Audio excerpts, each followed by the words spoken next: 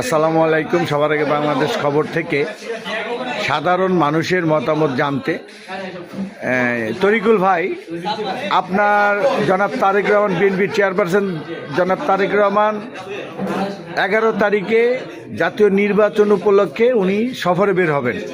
তো সাধারণ মানুষ হিসেবে আপনার মতামত কি? ধন্যবাদ আপনাকে।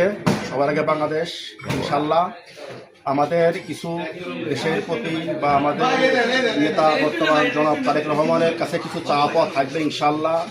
বিশেষ করে আমার একটাই চাওয়া থাকবে, আমরা কিন্তু তারেক জিয়ার বিএনপি করি না বা খালেদা জিয়ার বিএনপি করি না, আমরা বিএনপি করি শহীদ প্রেসিডেন্ট জিয়ার রহমানের রাজনীতি করি, আমরা তার দল পছন্দ করি।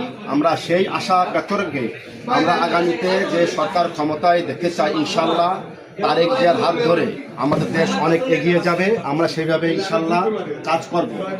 আমরা আশা করি দেশ এবং দেশের কাছে আমাদের একটাই চাওয়া থাকবে ইনশাল্লাহ, আমাদের বাংলাদেশ আগামীতে অনেক দূর এগিয়ে যাবে।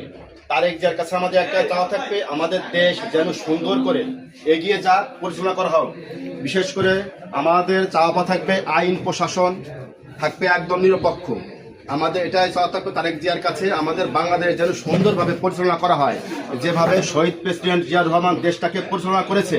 ইনশাল্লাহ আমরা আশা করি আমাদের দেশটা এইভাবে পরিচালনা করা হবে বা এইভাবে এগিয়ে যাবে। এবং আমরা একটা কথা বারবার বলি যে আমাদের সঙ্গে বাংলাদেশ 18 কোটি জনগণ আছে, এটা ভুল। 18 কোটি জনগণ আমাদের সাথে নেই, কিছু মাইনাস আছে। এইভাবে আমরা হিসাব কিতাব করে ইনশাল্লাহ আমরা আগামীতে ক্ষমতায় হয়তো বা আসতে পারি।